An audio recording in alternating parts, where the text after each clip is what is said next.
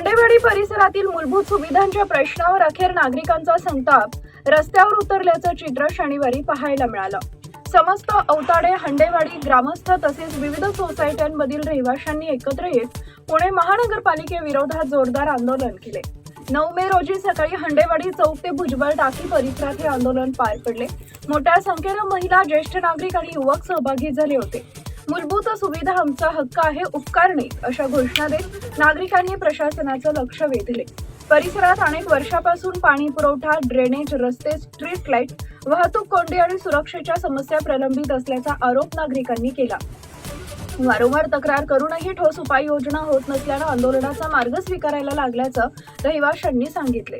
नियमित पाणी पुरवठा, स्वच्छता व्यवस्था, सीसीटीव्ही, उद्यानाचा विकास, रस्ते दुरुस्ती आणि वाहतूक समस्येवर कायमस्वरूपी तोडगा काढण्याची मागणी करण्यात आली आहे। मागण्या मान्य न झाल्यास तीव्र आंदोलनाचा इशाराही देण्यात आलाय। टाइम्स ऑफ महाराष्ट्रासाठी धीरज महांगरे, पुणे शहर प्रतिनिधी यांचा रिपोर्ट।